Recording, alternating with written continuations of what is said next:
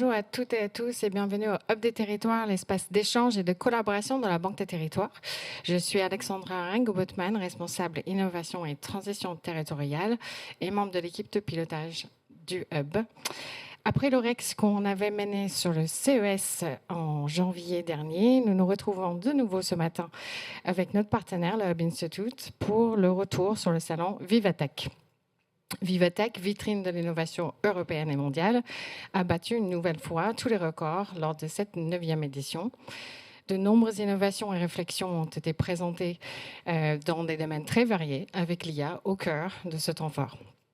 Pour ma part, parmi les faits marquants de cette édition, l'intelligence artificielle qui s'installe comme véritable vedette incontournable avec un gain en maturité et des cas d'usage plus robustes, notamment dans les domaines de transport, de santé, de la protection de l'environnement et de la sécurité. Autre fait marquant, l'enjeu de souveraineté qui était sur toutes les lèvres de la start-up au partenariat signé entre Mistral et NVIDIA. Le salon Vivatech est une occasion unique pour prendre le pouls de l'innovation, de découvrir des technologies qui façonnent l'avenir, qui façonnera l'avenir. Et c'est précisément pour ça que nous sommes réunis ce matin pour identifier, défricher et partager les grandes tendances qui vont façonner notre territoire. Petit spot pub pour le Hub des Territoires. Pour rien rater, je vous invite à vous abonner à notre newsletter mensuel pour découvrir notre programmation. Ce matin, nous aurons le plaisir d'entendre la présentation de Vincent Decret, président du Hub Institute, suivi d'une intervention du Hubert Boroche, directeur du think tank Urban AI. À travers ces interventions, nous espérons refléter la conviction à la Banque des Territoires qu'il faut mettre les nouvelles technologies au service de l'intérêt général et plus particulièrement au service des différentes transitions. Nous accompagnons d'ailleurs les collectivités sur ces sujets, notamment via une plateforme numérique 360 et en cofinançant des missions d'ingénierie. Et je conclurai cette introduction en citant une collègue à la BPI, Bautran Nguyen. L'IA devient un incontournable et nous vivons actuellement une révolution tranquille. Ce n'est pas une course, mais un marathon. Et sans IA magique pour les entreprises, les collectivités et nos concitoyens. Et sans plus tarder, je passe la parole à Vincent et je vous souhaite un bon événement. Parfait. Merci beaucoup pour cette introduction. L'occasion effectivement de partager les grands enjeux et toutes les tendances qui arrivent. Pardon pour les quelques minutes de retard. L'idée, c'était de vous partager une édition record. 180 000 décideurs étaient présents cette année, donc c'est un véritable record. Et on le voit en fait par rapport au CES et au GITEX de Dubaï. Aujourd'hui, avec 55 000 m², Vivatech a réussi à attirer 180 000 décideurs. Donc c'est une année absolument incroyable là-dessus, en termes d'audience, mais aussi dans un contexte qui est compliqué. On vit dans un monde de polycrise géopolitique, économique, politique, technologique et écologique. Et donc très très compliqué, et pour autant il n'y a jamais eu autant d'innovation, et je suis très heureux d'être là ce matin pour partager en quelques minutes des éléments saillants autour de ça.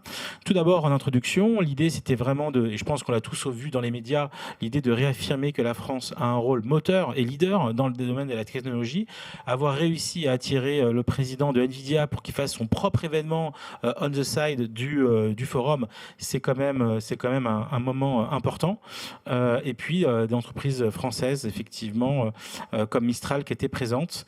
Et ça, c'est quand même fort d'avoir au niveau mondial un acteur français comme Mistral.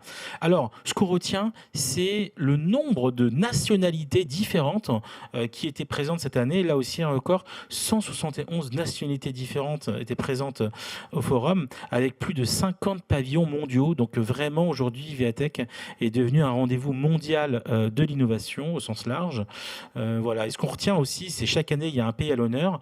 Cette année, c'était le Canada. Il y avait beaucoup d'innovations. On avait la Corée l'année dernière, le Japon. Et donc, plutôt intéressant avec les startups et les grands groupes qu'ils avaient pu attirer. Et puis, ce qu'on retient, c'est évidemment beaucoup de speakers. Nous, on commence à partager pas mal de vidéos replay de speakers assez inspirationnels, et on vous encourage aussi à aller sur la plateforme. Je l'évoquais il y a quelques instants, l'événement NVIDIA qui était en parallèle de Vivatech, qui a attiré énormément de monde pour présenter le futur de l'intelligence artificielle, puisque c'est eux qui produisent ces puces qui permettent de calculer, du coup, faire des calculs très complexes qui permettent de produire l'intelligence artificielle. Du coup, NVIDIA, aujourd'hui, un acteur clé, il faut bien le comprendre, dans l'écosystème de l'IA. Et ce qu'il faut aussi voir, c'est que dans une logique de souveraineté, quand on parle de territoire, quand on parle d'administration, le seul moyen d'être souverain, c'est d'avoir ses propres logiciels et ses propres plateformes hébergées. Hein. Et pour ça, il faut ses propres puces. Et c'est là où NVIDIA est intéressant, puisque on va pouvoir avoir toute l'addition des technologies hardware et software qui permettent de produire un service en totale autonomie et de manière sécurisée. Alors, il y avait cette année, je l'évoquais, beaucoup de pavillons étrangers, mais avant, l'idée, c'est quand même de revenir quelques instants sur pourquoi l'IA change la donne dans le service public. 4 choses. D'abord, la prestation de service. L'IA va permettre de beaucoup plus personnaliser, effectivement, toute la partie effectivement de travail, de productivité, et elle va aider du coup les équipes à pouvoir produire plus, à un volume plus important et déléguer un certain nombre de tâches administratives rébarbatives à l'IA. Donc ça, c'est la première chose. La deuxième chose, c'est qu'on va pouvoir maintenant, grâce à l'IA, beaucoup plus personnaliser les messages et les communications entre les citoyens et les administrations, quelles qu'elles soient. Avant, ça coûtait cher, évidemment, de personnaliser les messages, et là, maintenant, l'IA va pouvoir le faire.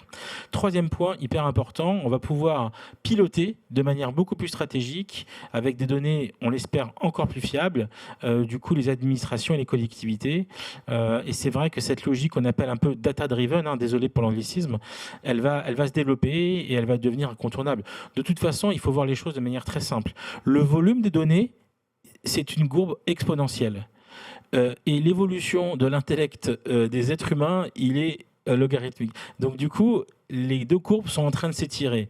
Et donc sans la capacité pour nous humains de s'équiper de solutions IA pour synthétiser, simplifier et nous aider dans la décision, on va être complètement noyé. Et donc aujourd'hui, il est très important d'être à l'aise avec du coup toutes les plateformes data et les outils qui permettent d'aider à la décision, parce que le volume de données ne va faire que croître. Et enfin, bien sûr, l'IA, il aide à optimiser les coûts et gagner en efficacité. Donc rapidement, je vais vous faire un tour du monde des acteurs présents cette année à IATech. Le pavillon japonais avec 4 effectivement des startups qui représentaient aussi des villes qui avaient été invitées. Le Portugal, les Coréens étaient très présents. Voilà, on avait aussi pas mal de choses avec le Grand Est, et puis la Nouvelle-Calédonie chaque année présente des choses assez intéressantes sur la partie Tech for Good. Ce qu'il faut voir aussi, c'est que c'était une année un peu spéciale pour la France, parce que vous avez vu, en février, il y avait eu le sommet de l'IA, avec tous les acteurs mondiaux qui étaient présents, et donc Vivatech était un peu le gros événement qui est arrivé après cet événement mondial autour de l'IA, avec beaucoup d'engagement sur le développement de l'IA au niveau mondial. Beaucoup d'engagements avaient été pris, et d'ailleurs, ils sont en train d'être mis en place. Alors, l'IA, elle est bien sûr au service des acteurs publics, donc pas mal de startups se sont spécialisées. Je pense à toute la partie impact écologique, avec Simul Impact, qui permet de voir les prédictions. D'autres startups, par exemple, sur tout ce qui est données, qui permet de mieux gérer sur une région, en l'occurrence la région Pacifique, le suivi des choses. Et puis, on a d'autres startups qui aident à se projeter, donc que je vais vous permettre de pouvoir découvrir quand je vous enverrai effectivement les slides. Alors, le gouvernement était largement présent et représenté pour pouvoir se projeter dans une vision française et européenne, avec cette idée aussi de dire que la commande publique peut être clairement un des leviers de développement pour les startups. Aujourd'hui, l'accès aux commandes publiques est malheureusement trop réservé aux grands groupes qui sont enregistrés ou référencés. Et donc, Clara Chapaz, la ministre, aimerait pouvoir renforcer ce lien entre startups et commandes publiques pour les aider. Voilà, et l'IA, elle est là aussi pour le bien commun et essayer de développer plus d'intelligence, et pour le rendre le plus distribué possible au niveau mondial, que le plus grand nombre de personnes puissent en distribuer. Anthropic, une boîte absolument incroyable, on parle beaucoup d'OpenAI, mais Anthropic est une boîte absolument incroyable aussi, qu'il faut creuser. Mistral, vous connaissez, Nvidia, j'en ai parlé longuement. La présence de beaucoup d'acteurs chinois, le président d'Alibaba qui avait fait le voyage, qui était venu spécialement pour présenter un peu comment l'IA avance en Chine, et est-ce qu'il y a des clés de succès ou des choses à apprendre des Chinois. Et ce qui était intéressant, je l'évoquais il y a quelques instants, c'est qu'avec tous ces pays mondiaux, il y avait du coup les Émirats Arabes Unis qui étaient présents, et qui présentait pas mal de choses innovantes. Ils ont une application qui s'appelle TAM, TAMM, qui est l'application des services publics là-bas, je crois que c'est plutôt à Abu Dhabi, et ils référencent plus de 800 services qui sont directement connectés. Donc c'est une véritable application du quotidien, et donc je pense qu'on a pas mal de learnings à avoir là-dessus. Et c'est plutôt intéressant à suivre. Voilà un accélérateur voilà, G42 qui est assez connu, et donc qui est le président de G42 qui intervenait là-dessus. Le pavillon numérique de l'État, j'en parlais il y a quelques instants, c'est un vrai levier d'accélération et de modernisation de l'État, l'utilisation de l'intelligence artificielle. Et puis il y avait pas mal de startups qui étaient hébergées par la BPI, qui étaient au service de l'inclusion. Donc on voit le petit robot là à gauche, c'est un robot qui est là pour être mis à disposition, par exemple, dans les hôpitaux, maisons de retraite et autres, et qui peut se balader de chambre en chambre, faire la conversation, porter des plateaux et faire du lien social. C'était plutôt intéressant à voir. La French Tech, qui n'était pas en reste, avec un grand nombre de startups françaises. Donc, on pense à Tell of the qui est juste là, qui font partie de ces boîtes qui améliorent la qualité des données et qui permettent à l'IA d'être efficiente derrière. Tout le problème, c'est qu'avant, on avait des jeux de données qui étaient produits par les hommes et utilisés derrière en réutilisation par les hommes. Maintenant, vous avez des jeux de données qui sont produits par les hommes et qui sont derrière réutilisés par l'IA.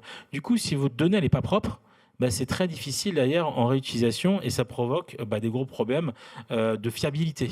Et du coup, vous avez un grand nombre de startups qui sont là pour justement améliorer la qualité de la donnée pour permettre une meilleure réutilisation. Le ministère de l'Armée, des Armées qui était là comme chaque année avec une présence qu'on a pu voir qui était assez impressionnante autour de l'IA avec pas mal d'offres et de solutions qu'ils ont mis en place sur le terrain. C'était la première année qu'il y avait autant d'IA sur le ministère. Voilà, on passe un petit peu. La région Île-de-France, bien sûr, avec un certain nombre de start-up. La Corse, on avait Lille et sa métropole qui étaient présentes.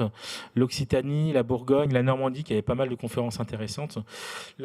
La Nouvelle-Aquitaine aussi, Strasbourg, la région Sud et les Pays de Loire, voilà, sur la partie santé. Donc, vous le voyez, la plupart des grandes régions françaises étaient représentées. Et puis, pas mal de pays. Alors, chaque année, c'est assez intéressant d'aller voir l'Estonie, parce qu'en termes de modernisation de l'État, c'est super intéressant. Alors le truc c'est que on dit aussi que c'est un peu facile parce que comme ils n'ont pas de legacy IT et que du coup ils ont tout construit de zéro, c'est un peu plus facile que nous français. Mais en tout cas en termes d'application, d'expérience, du X, il y a toujours des choses à prendre. Il y avait aussi la Suisse qu'on allait voir pour une raison bien particulière cette année, c'est qu'ils ont commencé à allouer des tronçons de route sur des véhicules autonomes qui pourront être utilisés par des véhicules autonomes, ce qui n'est pas le cas encore en France. Et donc il y a un certain nombre de start-up qui se dirigent vers la Suisse directement pour tester les véhicules dans un contexte européen.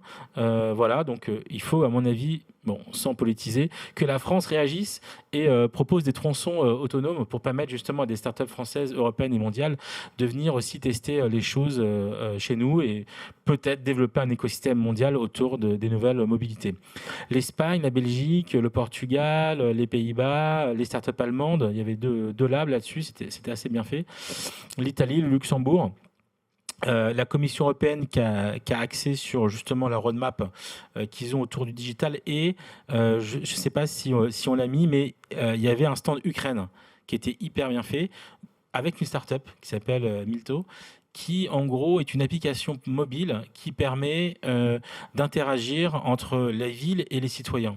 Et en fait, ils intègrent des use cases que nous n'avons pas, donc bombardement et autres, et ils l'ont intégré dans l'application. Et donc, ce qui était assez impressionnant, c'est de voir dans le prospectus des scénarios que on se dit mais ça n'existe pas, c'est un film. Bah non, en fait, c'est le quotidien en fait. Et donc ils ont codé du coup des usages malheureusement du quotidien qu'ils vivent, qui ne sont pas les nôtres actuellement, mais qu'ils ont prévu et qu'ils utilisent avec des SMS en cas d'alerte et ainsi de suite. Donc voilà, je voulais quand même le signaler. Donc eux, c'est dans un cas de guerre, mais nous, ça peut être dans un cas d'inondation, de canicule comme on le voit aujourd'hui. Donc il y a quand même pas mal de nouveaux scénarios qui émergent sur lesquels les systèmes actuels ne sont pas prêts, sur lesquels il n'y a pas eu encore de logique d'accompagnement. Je l'évoquais un petit peu, du coup, les Émirats arabes unis, l'Arabie saoudite, l'Inde, le Liban, Pas mal de choses intéressantes à suivre. Et puis, il y a un écosystème assez original qui est à Miami, qui s'est développé, la French Tech à Miami, avec à la fois beaucoup de Français, beaucoup d'Américains qui étaient venus, et un grand nombre de startups qui étaient présentes. Et c'est assez intéressant de voir la jointure entre eux.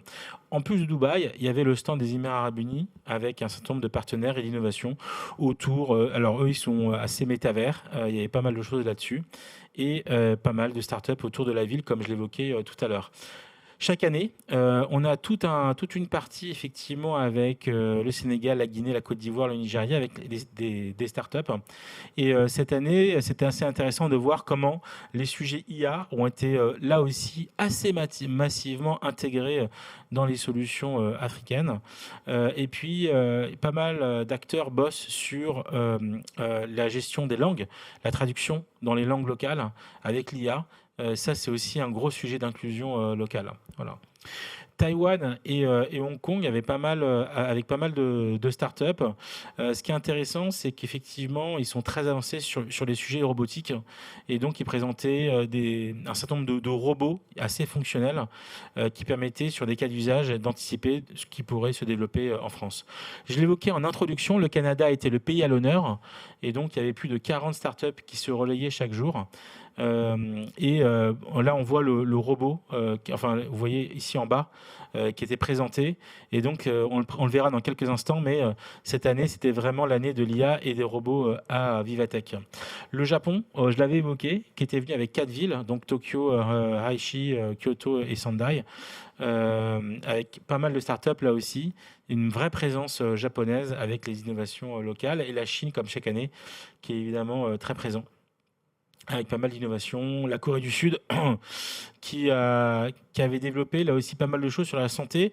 Et on a bien aimé un des produits en Corée du Sud, c'était une sorte de tissu qui était en fait une sorte c'était un savon qui fond dans la main, avec du coup un emballage qui lui-même disparaît.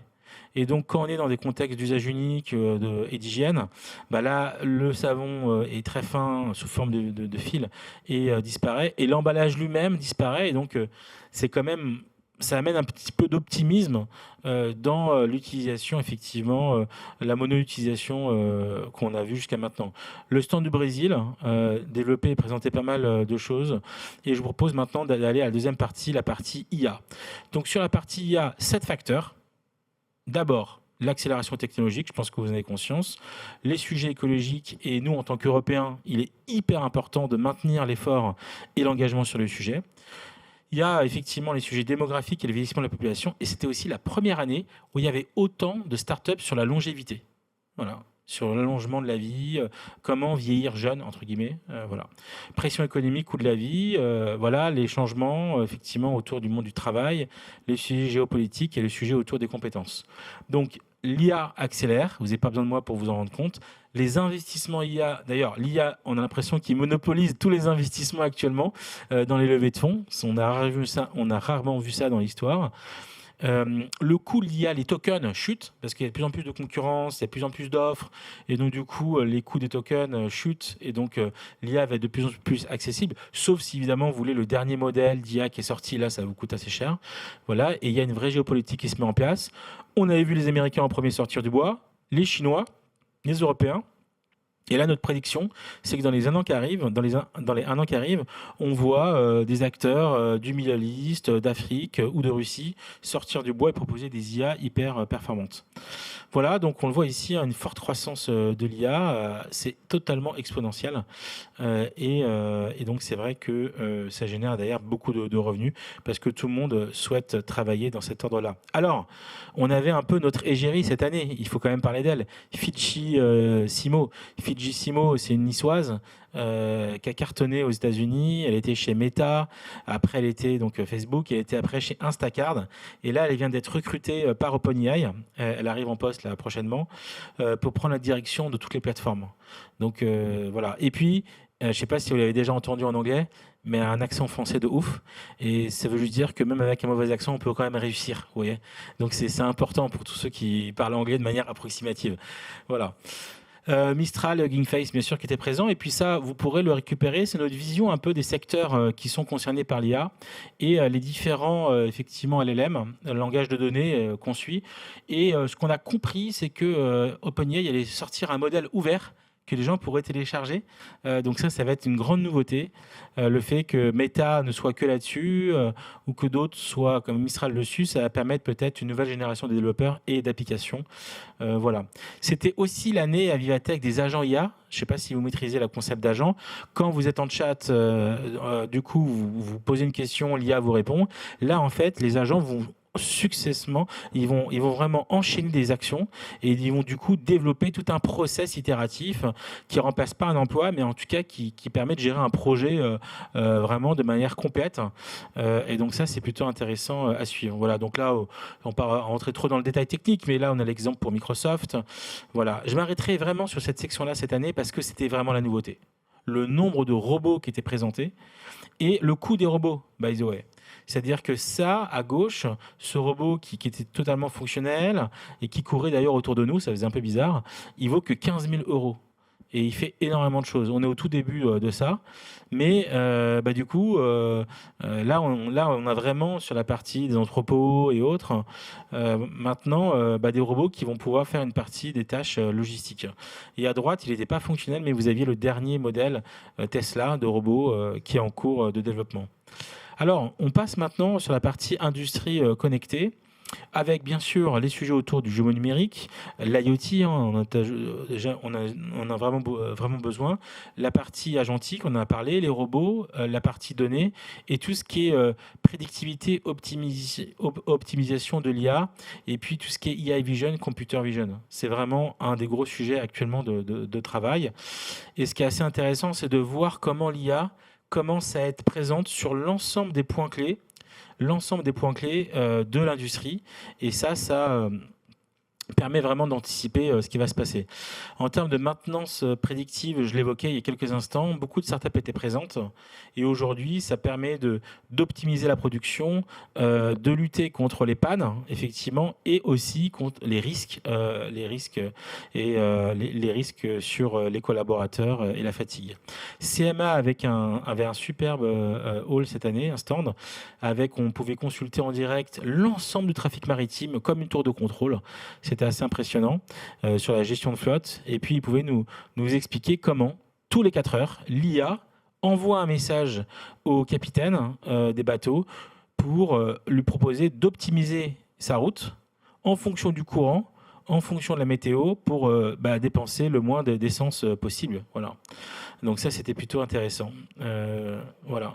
Là, on voit justement les routes au niveau mondial. Voilà. Alors, sur la partie durable, je l'évoquais, qui est très importante. Et d'ailleurs, je tiens à dire qu'on oppose souvent IA et développement durable. Je pense que c'est clairement une erreur. Parce qu'aujourd'hui, si on veut monitorer tous ces jeux de données, si on veut suivre une vraie trajectoire carbone, il y a des milliers et des milliers de jeux de données à aller chercher, à collecter, à structurer, à archiver et à du coup analyser. Et l'IA, elle est justement faite là pour aider à ça. Et donc, il ne faut pas opposer, je pense, les deux. Au contraire, et là on a la partie effectivement traçabilité, bien sûr, les matériaux. Il y avait une boîte qu'on suit, la Vivatech, qui était présente l'année dernière, qui valorise les feuilles mortes. Donc dans chaque ville, vous avez des feuilles mortes, et du coup ils récupèrent les feuilles mortes et ils font des sacs craft avec. Et là ils ont fait un deal apparemment avec Uber Eats, du coup pour utiliser des sacs craft à base de feuilles mortes. Après la partie industrie, bien sûr. Conclusion, il faut pouvoir se dire que la technologie, elle joue un rôle essentiel dans la gestion des données qui permet, derrière les données, de piloter les politiques environnementales. Donc voilà, mon message ce matin, en tout cas, il est clair. Il ne faut pas opposer les deux, au contraire, il faut prendre le meilleur possible. Pas mal de startups, Sweep, qu'on connaît déjà, sur les trajectoires carbone, donc qui est utilisé par pas mal de grands groupes. Fruger, sur la partie Green IT, utilisation des données par rapport au web, voilà. Et puis Greenly, bien sûr. C'est ce que j'évoquais. Les Coréens, là, vous voyez, World Worry Kids Plus, c'est le savon qui disparaît, qui est sous forme de tissu. Vous voyez, là, vous le voyez un peu visuellement. Et derrière, d'autres startups qui étaient présentes de Corée. LVMH, qui analyse effectivement de manière très fine les sols et qui permet de prédire à la fois des maladies, des enjeux de traitement spécifique, évidemment, dans ces vignes. Et donc là, il présentait pas mal d'innovations là-dessus. Et puis, là encore, des nouveaux polymères, pas mal de choses assez originales qui permettent d'aider à la rétention de l'eau dans des comptoirs, dans des contrées assez arides. Et pas mal d'innovations qui étaient présentées. Alors, mobilité, ville et collectivité. On rentre dans le vif du sujet. Il faut intégrer l'idée que dans un contexte urbain et européen, il y a énormément de réglementations. On va passer rapidement le sujet difficile de la ZFE, n'est-ce pas? Les comportements citoyens, dans un contexte où on n'est pas né comme en Hollande avec un vélo, et donc il y a beaucoup de mauvais comportements aujourd'hui, malheureusement, qui se développent. C'est recensé dans beaucoup de villes là-dessus. La pression, évidemment, urbaine, les solutions de micromobilité, et puis les technologies urbaines. Voilà. Et c'est vrai que nous, côté Habititude, on travaille actuellement sur une vision qu'on appelle un peu urban economics, sur comment on peut théoriser et cadrer un peu les enjeux liés aux nouvelles métropoles et arriver à se projeter à 5 ans là-dessus, en cartographiant, identifiant et en se positionnant sur des trajectoires de villes souhaitables. En tout cas, c'est ce qui va faire l'objet de nos travaux pendant cet été, que nous présenterons du coup le 16 septembre notre forum sur la ville. Pour ceux qui veulent venir, vous êtes bienvenus avec grand plaisir. Donc, panorama des technologies urbaines. Je pense aux capteurs urbains et à l'IoT. Bien sûr, tout ça est complexe et cher, mais est nécessaire pour une meilleure coordination de la ville. Voilà. Le jumeau numérique, bien sûr, l'aide à la décision urbaine, c'est là où l'AI a tout son rôle. Parce que plus, en fait, vous aurez des jeux de données, plus ça sera compliqué de gérer en direct, mais plus l'IA pourra vous aider dans l'aide à la décision. Pas uniquement dans une logique de gestion de crise, dans un vrai pilotage de la ville. Voilà. Voilà, quelques startups. J'évoquais justement la startup ukrainienne, la Misto, on la voit ici. Elle est présentée. Et puis d'autres startups qui aident. On pense à MetaWorld X, qui permettait de déployer des jumeaux numériques pour simuler, améliorer. Et on l'a vu dans les feux de forêt, le suivi qu'ils ont pu faire des feux de forêt. Bon, peut-être que la ville aurait dû écouter avant et trouver des solutions, mais bon, c'est pas grave. Mais en tout cas, aujourd'hui, le message est clair, hein, les solutions existent. Donc maintenant, c'est juste une question d'équipement, de suivi, d'utilisation. On passe rapidement effectivement sur la mobilité urbaine. On avait quand même SNCF qui était là, RATP, JCDecaux, et derrière la possibilité effectivement de voir un peu ce qu'ils anticipent en termes d'IA au service justement des mobilités urbaines. Voilà, bon, là c'était un peu les différents stands de RATP. L'électrification des véhicules.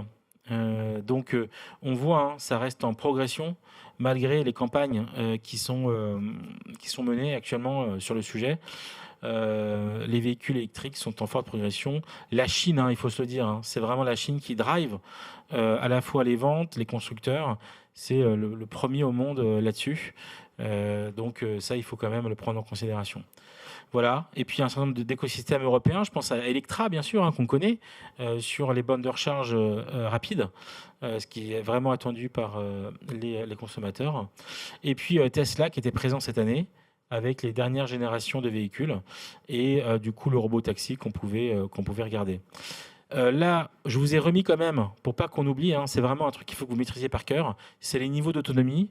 Donc 0, ok. Assistance, donc là c'est le niveau 1, toutes les voitures elles ont un peu l'assistance, voilà. Le niveau 2, donc une légère autonomie, hein, voilà. Le niveau 3, c'est le niveau qui est le plus utilisé actuellement en termes de véhicules autonomes. Et le niveau 4, là c'est complètement autonome. Et le niveau 5, là vous n'avez plus de volant, vous n'avez plus de pédale. Là vous êtes à la merci de l'IA. Et donc c'est là où il y a pas mal de tests qui sont faits depuis maintenant des années. Mais avec un enjeu de régulation. Alors ça on a bien aimé, c'est des Italiens qui ont présenté cette année Next Modular Vehicle. Donc c'est un concept de bus modulaire. L'idée, elle n'est pas bête. En fait, il y a des pics entre 7h30 et 9h30 et après, il n'y a plus personne. Donc, pourquoi ne pas déconnecter les modules entre eux et avoir des plus petits modules de bus qui se déplacent pour permettre, du coup, de gérer le flux de population. Voilà. Et du coup, ils se connectent les uns des autres. Ça veut dire qu'en les connectant, on peut traverser les différents modules de bus. Okay, voilà. Chaque année, effectivement, nous on continue à repérer toute la partie drone. Donc là, on vous a mis les différents drones que nous avions répertoriés. avec malheureusement l'annonce du rachat de Vélocopter qui avait été présenté l'année dernière à Ivatech et qui était cette année effectivement et qui s'est fait racheter par un groupe chinois. Voilà. Et puis vous aviez aussi cette année le salon du Bourget qui avait lieu juste après. Et donc j'ai eu l'occasion moi de tester Asher que je pourrais vous présenter dans quelques secondes juste après, mais qui n'était pas présent effectivement à Ivatech. Voilà. Donc on vous donne rendez-vous le 16 septembre et ça sera l'occasion ensemble d'échanger sur ces sujets. Merci beaucoup pour votre attention.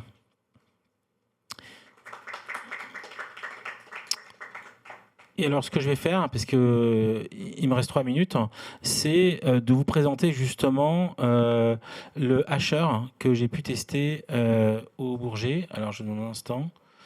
Voilà, c'est bon, c'est ça. Il y a là, voilà. Et donc, en fait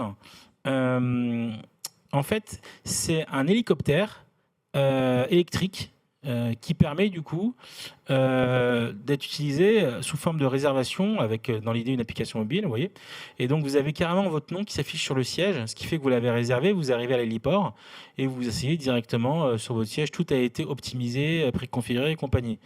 Donc je l'ai testé, c'est plutôt confortable, n'est-ce pas? Là, c'était une maquette à l'échelle 1, mais ça vous donne juste une idée, si vous voulez, des temps de trajet. Donc 9 minutes entre Downtown, Manhattan et par exemple Newark versus 62 minutes en bus ou 60 minutes en voiture. Après, il faut voir qu'on est dans le logique là où en fait c'est que pour 6 personnes. Nous, on aime bien suivre les tendances quand on pense qu'elles vont devenir massives et être bénéfiques pour des milliers de personnes. Donc par exemple, l'exemple de Tesla est le bon. Nous, on a vu Tesla la première fois, c'était 2007-2008. Bon, c'était une voiture de course, c'était pour 2 personnes. Mais la vision était celle de se dire, à 10 ans, on veut faire une Ford T. Donc il y a un véhicule électrique à moins de 25 000 $. Ils ne l'ont pas encore sorti. Il est dans les cartons, mais en tout cas, il suit la trajectoire. On peut déjà être 7 dans une Tesla aujourd'hui. Donc c'est pour ça qu'il faut suivre l'innovation, mais l'innovation qui peut être vulgarisable. Sinon, ça reste quelque chose pour les happy few, et donc c'est pas intéressant si on peut pas la maximiser pour le bien commun. Alors, je serais très heureux de prendre un certain nombre de questions là-dessus. Vos premières remarques sur cette édition de Ivatech, qui était une édition qui était très riche, comme on l'a vu. Et c'est aussi l'occasion de préciser certains points ou des sujets d'intérêt que vous pourriez avoir par rapport à tel ou tel sujet qu'on a pu évoquer ensemble ce matin. Oui, avec plaisir. Il y a un micro qui arrive pour nos téléspectateurs, n'est-ce pas ? Merci beaucoup pour la présentation. Moi, j'ai une question par rapport aux différents stands tenus par les collectivités. Donc, on a vu un certain nombre de régions, mais aussi de métropoles. Est-ce que vous pouvez nous dire un peu comment c'était anglais? Est-ce qu'il y avait des thématiques fortes Effectivement. En fait, pour chacune des régions, ce qui était intéressant, on va revenir là-dessus. À chaque fois, il y avait vraiment l'idée... Bougez pas. Tac. Un instant. Elle est là. Touc. Voilà. Yes. En fait, chacune des régions avait invité un certain nombre de startups qui correspondaient un peu aux focus régionaux. Donc, en gros, là, avant d'aller sur la région, sur la partie État, c'était tout ce qui était autour de la modernisation de l'État et les services aux citoyens. Et donc, France Identité, tout ce qui peut être service dans ma poche, quoi. Voilà. Ce qu'on a retenu aussi, j'avance un tout petit peu ici, effectivement, il y avait la partie, alors ça c'est par rapport au plateau de Saclay sur l'île de France, il y a pas mal de startups autour de ça, c'est quand même un gros asset aujourd'hui sur lequel pas mal de choses se développent et c'était ce qui était mis en valeur. Il y avait aussi, on ne le sait pas assez, mais en île de France il y a quand même un certain nombre d'usines, il y avait donc des bras articulés et des startups qui étaient spécialisées là-dedans, qui étaient présentes. Et d'ailleurs, au Salon du Bourget, qui était juste après, il y avait beaucoup de startups là aussi autour de la robotique qui étaient présentes. Donc on voit ce poumon autour de la robotique en Île-de-France qui, à mon avis, faut essayer de valoriser. Voilà. On avait aussi pas mal évidemment de choses autour du tourisme. Voilà, là on le voit avec la Réunion sur l'accompagnement des voyageurs. Alors ça c'est intéressant, c'est une intervention que j'ai faite récemment. Ce sont des destinations qui intègrent leurs propres GPTs pour leur ville, pour mieux gérer les touristes. Vous avez 2 villes qui cartonnent, Val d'Isère et Madrid. Je vous invite à aller voir du coup et aller sur Madrid, c'est hyper bien fait. Donc vous mettez un resto, j'ai mis un resto que j'aimais bien à Madrid, et du coup, ils vous donnent les moyens d'accès, les ouvertures, et donc ça va vraiment aider à avoir dans la poche un mini-guide touristique avec la partie logistique et qui encourage bien sûr le transport public, parce que c'est ça l'intérêt.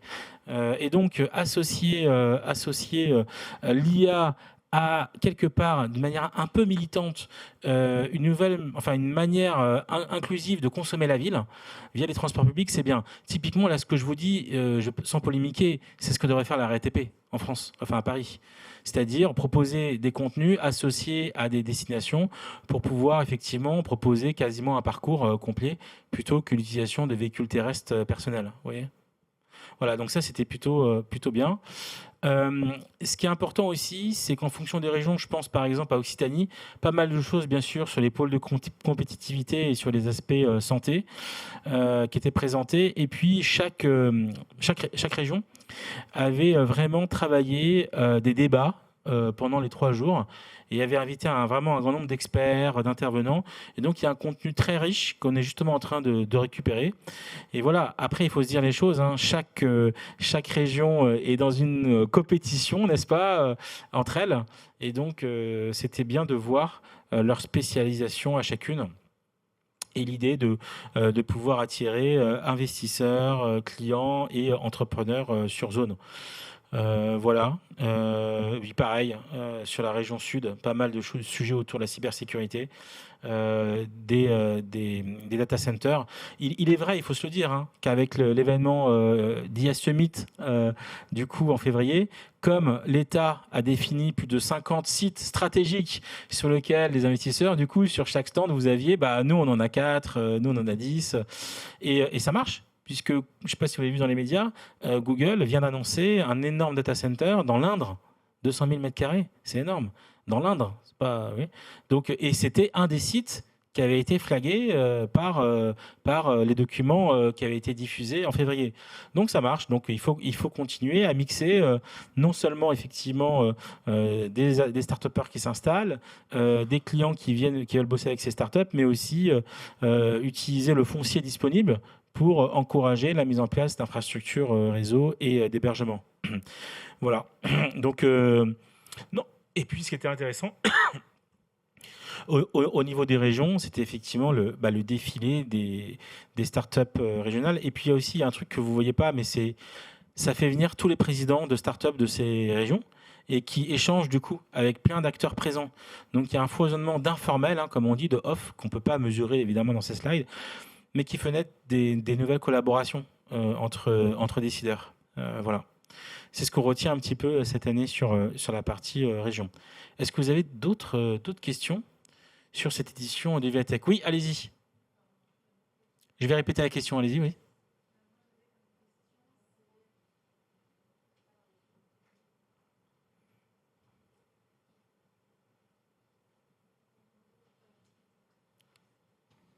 Bonjour, oui, moi j'avais comme question, donc là vous avez présenté plutôt les startups qui étaient mises en avant par les régions, mais ça ne veut pas pour autant dire que les régions consomment leurs services. Oui. Et est-ce que justement vous avez... C'est le gros sujet, merci beaucoup pour cette question. En fait, il n'y a pas que ce sujet startup région. Il y a aussi, sans vous dire le nom, des problèmes entre startup et grands groupes. Ça veut dire en fait ce qui s'est passé dans certaines éditions, c'est que vous avez des startups qui étaient hébergées par des grands groupes sans qu'il y ait de relations commerciales ou même de POC. Et donc ça a créé des tensions après entre les startups qui du coup disaient merci beaucoup de m'avoir hébergé, c'était génial, et donc quand est-ce qu'on se voit, qu'est-ce qu'on peut faire, et du coup qui étaient après ghostés par les grands groupes. Donc du coup ou par les administrations, vous voyez. Du coup, là, il y avait un certain nombre de stands qui ne présentaient plus uniquement une sélection de startups, mais qui présentaient du coup des projets instruits en cours avec les startups présentes pour en faire la pédagogie. Et ça, on trouve que c'est assez intéressant. Alors, ça limite le nombre de startups parce que du coup, il n'y a pas 10 000 startups qui bossent avec 10 000 projets sur tous les territoires ou toutes les. Mais en même temps, nous, on trouvait que d'un point de vue éditorial, c'était beaucoup plus pédagogique et ça nous permettait beaucoup plus de se projeter. parce qu'on n'était pas dans ça serait bien d'eux ou les possibles d'eux. Là, on serait dans là, on l'implémente, ça va scaler, et voilà. Et donc ça, on l'a sur le stand, par exemple, de l'État, sur la modélisation de l'État, c'était présent, voilà. Mais sur certaines régions, c'est pas encore assez le cas. Ce sont des startups qui sont hébergées là-bas, qui n'ont pas de lien avec la région en commande publique et qui sont juste effectivement promus. Maintenant, hein, je tiens à le dire, nous on le voit, on est quand même à Vivatech depuis 9 ans, il y a un effort éditorial de tous les acteurs qui fait qu'il y a quand même une augmentation mesurable de la qualité des sélections qui sont présentées des startups et pas uniquement des régions. Il y a aussi des pays, je pense à la Corée ou Taïwan, où au début, on disait, mais qu'est-ce qu'on va faire de ces boîtes-là? Elles vont jamais trouver des clients ici. C'est pas du tout adapté. Et là, cette année et l'année dernière, pareil, c'était vraiment des boîtes où on se disait, il y a une opportunité locale, ça peut correspondre à un besoin dans notre zone, et ainsi de suite. Donc, c'est vraiment un exemple. Oui, question.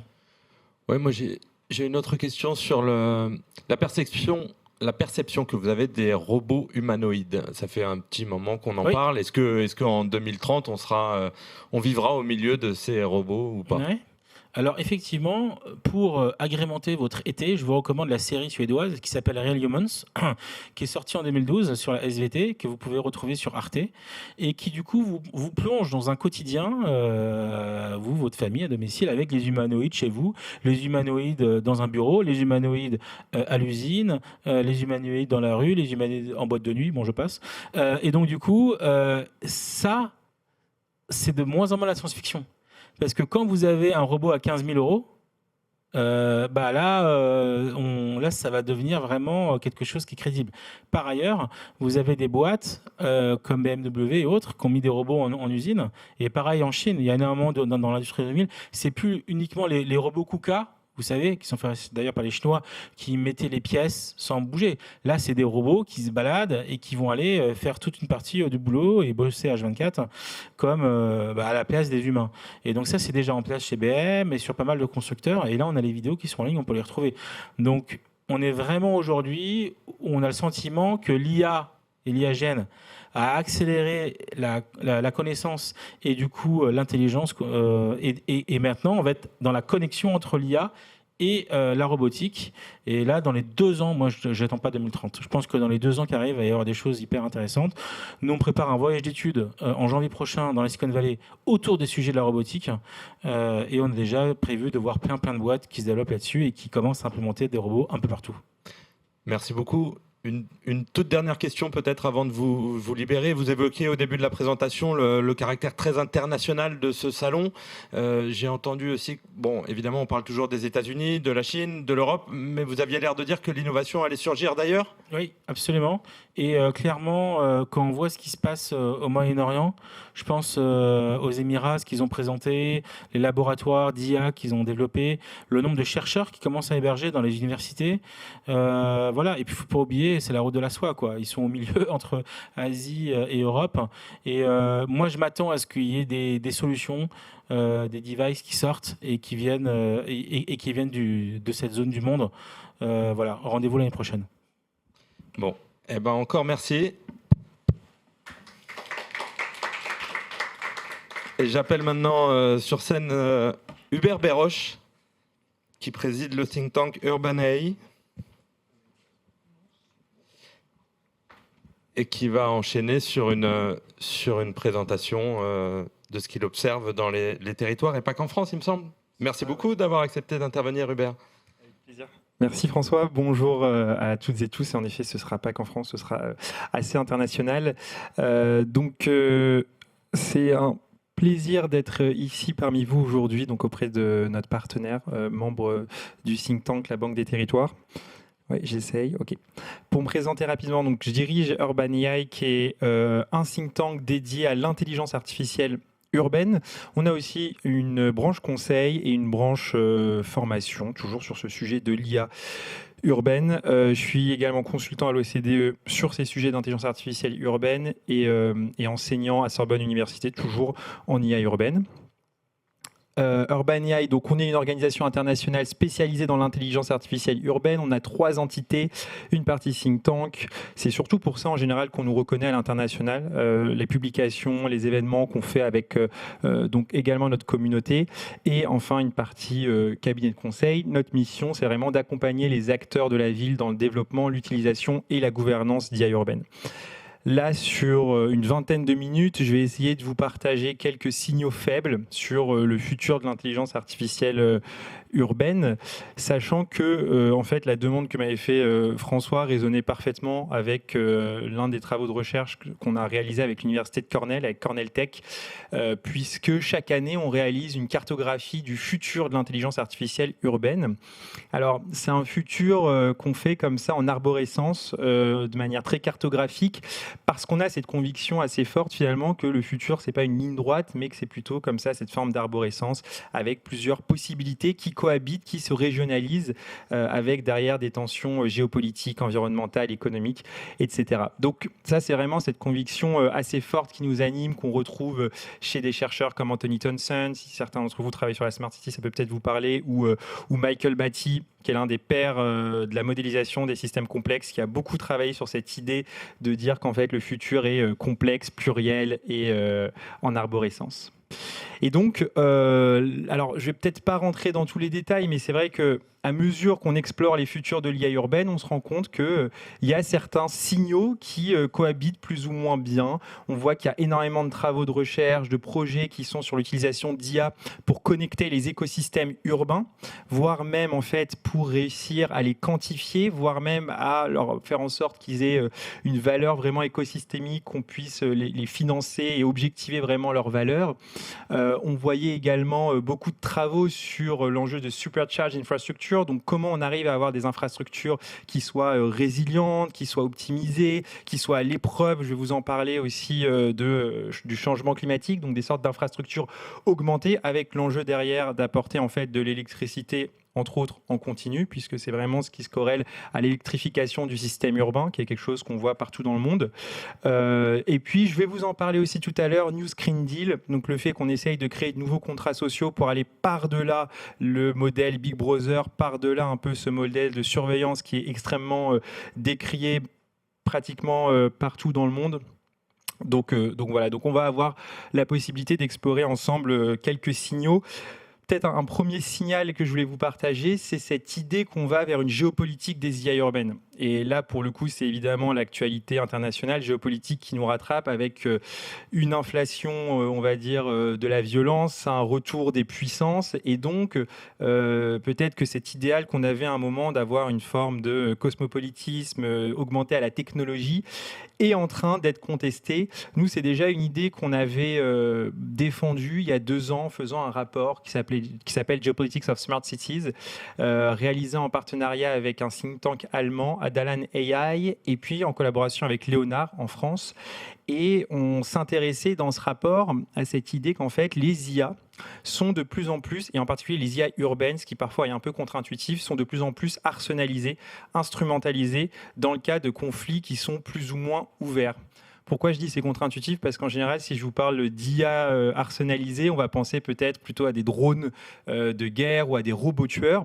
Mais en fait, on se rend compte que dans le cadre de conflits qui sont plus asymétriques, ou même d'ailleurs symétriques, eh bien, les IA urbaines, donc le fait d'utiliser des drones dans l'espace public, ou de hacker des infrastructures, ou de pirater des vidéos de surveillance pour avoir des informations sur certains décideurs clés, en fait, on voit que c'est quelque chose qui est en train de se faire partout dans le monde. On l'a vu aussi évidemment avec Israël, avec l'Iran, avec l'Ukraine, avec la Russie. Enfin, c'est quelque chose qui se fait de plus en plus. Donc, on avait déjà peut-être cette intuition que ces IA qui, étant urbaines, semblaient être par nature pacifiques, eh bien, en réalité, sont de plus en plus instrumentalisées, arsenalisées. Peut-être un dernier exemple qui va vous parler, c'était la tentative de coup d'État de Donald Trump, où là, on voit très bien comment vous avez un individu qui arrive à coordonner à distance toute une troupe de personnes, alors qui n'étaient pas une milice, mais qui en fait étaient synchronisées uniquement par leur écran.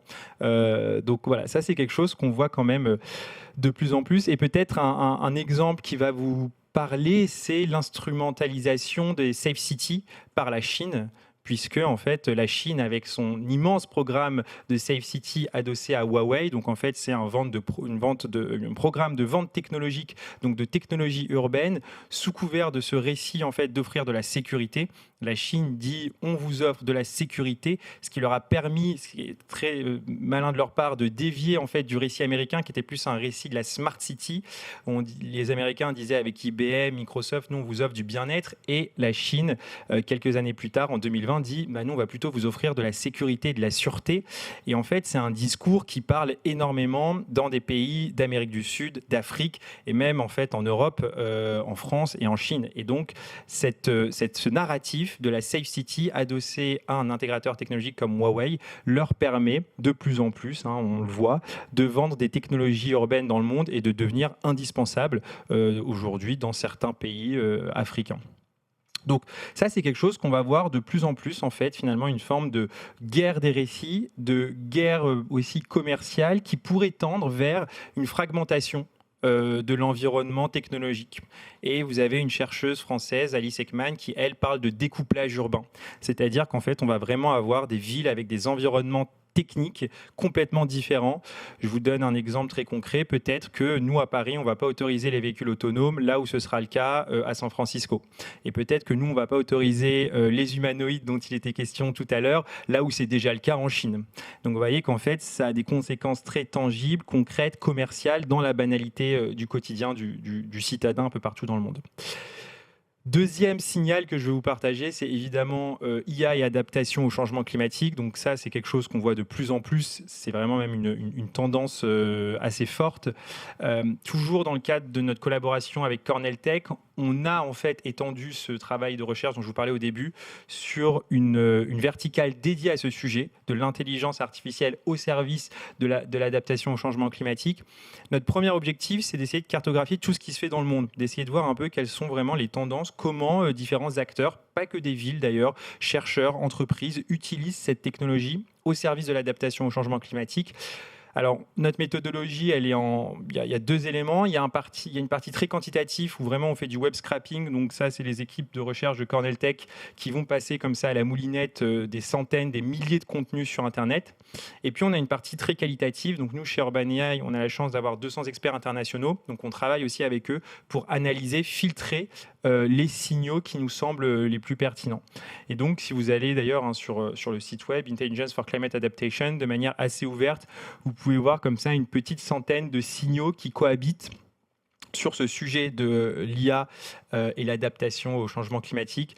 Alors, je vais me concentrer sur un sujet évidemment d'actualité, donc IA urbaine et adaptation aux chaleurs extrêmes, qui fait aussi écho d'ailleurs, nous, à un cycle de formation qu'on fait en ce moment sur ce sujet-là. Et là, il y a évidemment beaucoup de choses à dire. Alors, je vous partage 4 verticales assez intéressantes. Ce qu'on va voir de plus en plus arriver, c'est l'utilisation d'IA pour mieux protéger la santé des populations pendant les vagues de chaleur. Alors, on va le voir pour 2 raisons. La première, on recevait il n'y a pas longtemps Eleni Merivelli, qui est la Global Chief Heat Officer de UN Habitat, qui avant était Chief Heat Officer à la ville d'Athènes. Et elle nous disait, en fait, ce qui a le meilleur ROI aujourd'hui, c'est vraiment les alertes précoces, même pas ciblées, mais juste des alertes qui soient précoces lorsqu'il y a une vague de chaleur, de prévenir les populations vulnérables qu'il y a un risque pour eux. Ça, elle nous disait vraiment, c'est aujourd'hui ce qu'elle a fait, par exemple, avec la ville d'Athènes, qui a eu le plus d'impact positif, en tout cas dans une logique un peu de ROI. Et alors, l'intérêt de l'IA générative, ça va être surtout d'avoir un peu plus de granularité, de précision dans l'envoi de ces alertes. D'être capable, par exemple, de créer des personas et de voir quel va être leur trajet dans la journée. Est-ce qu'ils vont avoir une large partie de la journée où ils sont dehors, exposés sous le soleil, ou est-ce qu'ils vont prendre certains outils de mobilité, et donc de manière comme ça à pouvoir adresser vraiment aux personnes les plus à risque, de manière de plus en plus fine, les alertes ciblées. Et ce qui est intéressant, je vous en reparlerai tout à l'heure, c'est que vous voyez bien que là, ce que permet l'IA générative, c'est pas propre à l'IA générative. En fait, on pourrait le faire en faisant des enquêtes terrain. Ça se fait d'ailleurs, d'aller comme ça faire des sondages pour un peu mieux comprendre les populations à risque sans utiliser d'IA. Mais en fait, l'IA vous permet de faire ça de manière beaucoup plus rapide. En fait, ça vous permet vraiment de scaler en un sens des fonctions cognitives. Donc, il n'y a rien de magique, mais c'est juste que ça rend accessible une pratique scientifique ou en tout cas une pratique de sondage qui autrement pouvait être relativement coûteuse. Et ça, je vais vous proposer de le garder en ligne rouge parce que ça va montrer vraiment sur notre sujet précis de l'adaptation aux chaleurs extrêmes la grande valeur ajoutée de l'IA générative. Autre enjeu, c'est l'intégration d'IA dans la génération de cartes d'ombre. Alors là, nous, on a la chance d'avoir l'un des rares experts qui est spécialisé à l'international sur ce sujet. Il s'appelle Or Alexandrewicz. Il travaille au Technion Institute. Et donc, il est spécialisé dans la création de cartes d'ombre. C'est-à-dire, ce sont des cartes qui vous montrent comme ça, de manière très granulaire, très précise, à taille humaine, où est-ce qu'il y a de l'ombre sur un territoire. C'est extrêmement long, il nous explique, à créer, parce qu'en fait, vous voyez bien que vous ne pouvez pas utiliser de computer vision. Vous avez vraiment besoin, finalement, d'analyser chaque rue. Alors après, vous pouvez le faire de différentes manières. Et donc, là, l'intérêt de l'intelligence artificielle, c'est de faire plus rapidement ces analyses. Par exemple, vous pouvez le faire en utilisant du computer vision, mais sur Google Street View Image, et aussi en faisant des simulations ensuite sur ces cartes d'ombre. Pourquoi c'est intéressant ? Parce qu'une fois que vous avez ces cartes d'ombre, en fait, les collectivités, elles peuvent l'utiliser comme outil de négociation avec des promoteurs immobiliers ou des acteurs de la fabrique de la ville, en incluant ce KPI, en leur disant écoutez, vous pouvez vous installer sur notre territoire, mais à la condition que vous soyez en mesure de fournir tant de quantité d'ombre. Ce qui aujourd'hui, en fait, n'est pas tant discuté, mais parce que justement, on manque de métriques, on manque d'objectivité, on manque de ces cartes d'ombre qui sont extrêmement coûteuses à faire. Et donc là, à nouveau, qu'est-ce que ça nous dit ? Ça nous dit que l'IA permet de rendre accessible la production de ces cartes d'ombre qui se font déjà, qui sont déjà réalisables. Il le fait donc Or Alexandrowicz, par exemple, à Tel Aviv, mais peut-être que d'autres villes plus petites, avec moins de ressources, ne pourraient pas le faire. Eh bien, là, l'IA le rendrait possible. Deux derniers exemples, IA et infrastructures vertes. On sait que l'un des meilleurs moyens de refroidir la ville, ce sont ce qu'on appelle les infrastructures bleues et vertes. Et donc là, on a quand même un usage aujourd'hui qui est de plus en plus éprouvé, d'utilisation de l'IA pour cartographier, monitorer et optimiser ces infrastructures vertes. Donc être vraiment capable, presque en temps réel et de manière compréhensive, holistique, de voir où est-ce qu'il y a des manquements. Et souvent, d'ailleurs, on se rend compte qu'il y a des manquements cumulatifs, c'est-à-dire que ce sont les quartiers qui ont le moins de ressources, qui ont le moins d'infrastructures vertes. Donc ça permet comme ça d'avoir une planification qui soit objectivée et inclusive. Ça, on en parlait aussi dans le programme, avec cette idée de dire qu'en fait, l'adaptation au changement climatique pour les populations, on va dire, les plus aisées, c'est pas un problème. L'enjeu avec l'IA, c'est vraiment de le rendre inclusif, démocratique en un sens. Et puis, dernier exemple qu'on explore, nous, avec une professeure qui s'appelle Sama Mohamed El-Khateb, professeur au Caire et aussi en Arabie Saoudite, c'est comment adapter la ville du Caire avec de l'intelligence artificielle aux chaleurs extrêmes. La ville du Caire, pourquoi ? Pour deux raisons. Parce qu'on a essayé vraiment de s'intéresser à un cas extrême en termes de forte chaleur. Et là, pour le coup, c'est l'une des 5-10 villes les plus chaudes au monde en continu dans l'année. Et également parce que la ville du Caire a des ressources en fait, qui sont extrêmement limitées et donc beaucoup moins, par exemple, de financement que la ville de New York ou la ville de Los Angeles, qui est aussi soumise aux chaleurs extrêmes. Et donc là, ce qu'on a voulu montrer, c'est que finalement, l'IA n'est pas réservée qu'aux villes ou qu'aux organisations qui ont énormément de ressources. Et en l'occurrence, Sama Mohamed El-Khateb, avec ses équipes, complète des données produites par des IA avec, par exemple, des sondages faits auprès de populations. Donc ça, par exemple, ils l'ont fait pour pouvoir calculer les routes, ce qu'elle appelle les routes d'ombre, ou en complétant des données de computer vision avec des données de comptage pour pouvoir avoir des données de mobilité. Donc vous voyez, c'est assez intéressant de voir qu'on a comme ça un modèle un peu hybride où on arrive à tendre vers quelque chose qui soit pas forcément frugal, mais en tout cas un peu plus ingénieux. Et donc, ce que je voulais vous montrer comme ça avec ces 4 tendances, c'est on voit que l'intelligence artificielle sur le sujet de l'adaptation au changement climatique et en particulier aux chaleurs extrêmes permet de démocratiser vraiment, de rendre accessible une expertise de la connaissance, de la capacité. Et ça, c'est vraiment essentiel. On en parlait encore il y a une semaine, on avait un panel qu'on faisait avec le US Green Building Council, et vraiment la conclusion était de dire qu'il y a des villes qui vont devenir extrêmement performantes dans leur capacité à investir l'intelligence artificielle. C'est une capacité qui n'est pas forcément financière. Je pense que vous le voyez très bien dans la Banque des Territoires, que parfois ça se joue sur du leadership très incarné, avec un individu qui est très bien formé, qui a travaillé avant sur ces sujets-là, et donc qui va réussir à déclencher les bons appels, etc., à ramener les bons écosystèmes. Mais là, vraiment, nous, c'est quelque chose qu'on voit, c'est des villes qui vont vraiment réussir à se dégager, à utiliser cette technologie pour compenser peut-être même un manque de ressources face à des villes comme Tokyo, New York ou Milan. Et puis, peut-être pour finir sur le temps qui me reste, un sujet qu'on voit, nous, de plus en plus arriver, mais qui est aussi un sujet qu'on porte, donc on a fait arriver, c'est le sujet des écrans et notre rapport aux écrans dans la ville et dans l'espace public. C'est eux que tu appelles les smombies, c'est ça ? Exactement. Donc c'est eux qui s'appellent les smombies. Le smombies, c'est un mot valise entre smartphone et zombie pour désigner les piétons qui sont si absorbés par leurs écrans qu'ils ne remarquent plus ce qui les entoure. Et vous avez par exemple la ville de Séoul qui a essayé de lutter ou en tout cas de protéger ces smombies en installant des feux tricolores au sol parce que justement les smombies ne regardaient plus en fait autour d'eux et donc 6 accidents sur 10 qui impliquent un piéton impliquent un smombie. Donc vous voyez que c'est vraiment un phénomène qui devient assez massif. À Xi'an, vous avez une ligne comme ça qui est dédiée aux utilisateurs de smartphones. En partant de ce principe, vous savez que les smombies ont toujours une démarche un peu lente. Donc voilà, c'est un peu pour éviter, on va dire, en Chine, les bouchons entre smombie et non smombie.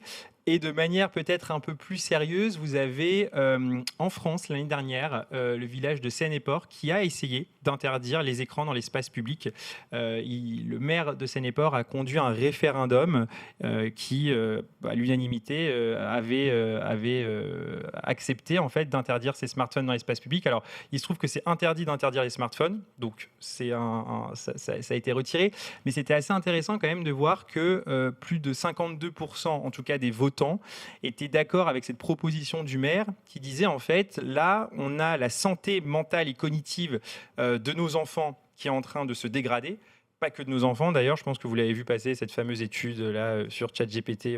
On recevra d'ailleurs la scientifique qui est française, enfin, qui a fait une partie de ses études en France. Il y a eu un rapport, un article qui montrait qu'auprès de certaines populations, le fait d'utiliser ChatGPT lorsqu'on écrit un essai avait des conséquences négatives. Appauvrissantes. Exactement, appauvrissante. L'autre argument qui était aussi mis en avant, c'était le fait que les écrans en fait détériorent la santé sociale des habitants. Donc, c'est-à-dire que voilà, les gens se regardent moins, parlent moins, et donc à ce moment-là, on voit comme ça tout un village qui a proposé d'interdire les écrans. Et ça, c'est un signal faible qui nous a extrêmement intéressés chez Urban AI, parce que là, on s'est dit la solution proposée n'est pas bonne. Enfin, en tout cas, nous, on ne préconise pas l'interdiction des smartphones dans l'espace public. Par contre, c'est extrêmement intéressant qu'un collectif en vienne aux limites de ce qu'il est légalement possible, parce que justement, il n'y a pas d'alternative à ces écrans dans l'espace public. Et donc, c'est un sujet qu'on a investigué au travers d'un programme de recherche. Donc, c'est ce qu'on appelle la Screenless City. Donc, comment, en fait, on arrive à diminuer les écrans, l'omniprésence des écrans dans l'espace public. On a fait une première conférence à la Sorbonne, à Paris, en novembre 2024. Là, on prépare la deuxième qui aura lieu à New York sur 2 jours, qui va se connecter d'ailleurs à des sujets de robotique, qui va se connecter à des sujets aussi de ce qu'on appelle de la physicalisation de la donnée. Et j'en ai fait un livre d'ailleurs qui est sorti il y a maintenant 3 mois sur ce sujet précis, donc des smombies, et comment en fait on peut dépasser collectivement, politiquement, de manière urbaine, ce paradigme du smombie. C'est un sujet qu'on a poussé aussi, donc on est content de le voir en un sens en tant que think tank, cette idée, de la voir circuler, de la voir se démocratiser, de voir aussi des philosophes, des élus s'attaquer à ce smombie dans l'espace public. Ça fait en fait écho, si vous voulez, un chercheur qui s'appelait Merck Weiser, qui est l'un des père en fait de la Silicon Valley, qui déjà à la fin du XXe siècle voyait quelque chose de dangereux dans les écrans et disait en fait il faudrait plutôt distribuer l'intelligence plutôt que de la concentrer dans la paume de notre main. Et c'est intéressant quand il dit ça parce qu'on voit que la solution qui est de concentrer l'intelligence dans la rétine ou dans un écran qui serait sur des lunettes de soleil, ça c'est pas la bonne solution. Vous voyez, c'est-à-dire que ce futur sans écran que certains nous promettent, type OpenAI, etc., en fait, ça reste un futur qui est extrêmement concentré, qui est un futur un peu à la Smombie. Et donc, Mark Weiser disait plutôt, essayons de distribuer, incarner l'intelligence dans l'espace public. Mark Weiser versus, vous voyez, c'est ça, Sam Altman, peut-être que vous l'avez vu, qui a embauché Johnny Ive, donc le designer de l'iPhone, pour essayer de dépasser l'iPhone. Mais très clairement, il ne sera pas dans cette logique de distribuer l'intelligence dans l'espace public. Il va créer une device, un gadget, on ne sait pas encore quoi, mais ce sera quelque chose probablement portatif. Et donc, en fait, on sera toujours dans cette logique de capter notre attention autant que possible.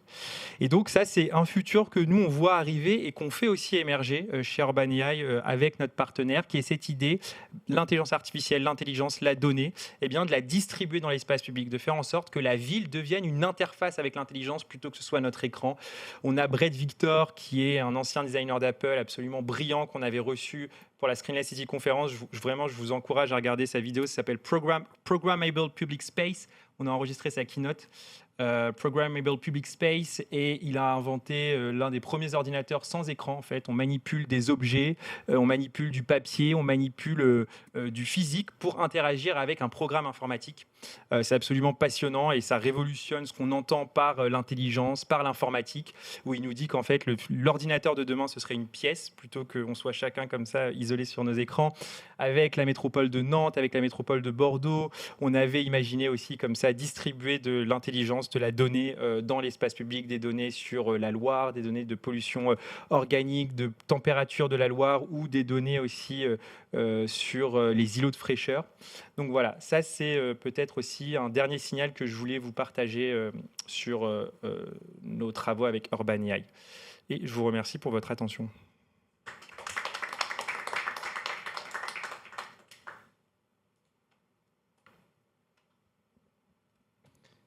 Est-ce qu'il y a des questions dans la salle?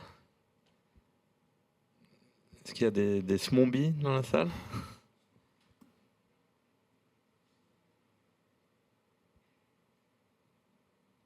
Eh ben, merci beaucoup, Hubert, pour cette présentation super claire. Je vais peut-être donner la parole à Alexandra pour conclure la séquence.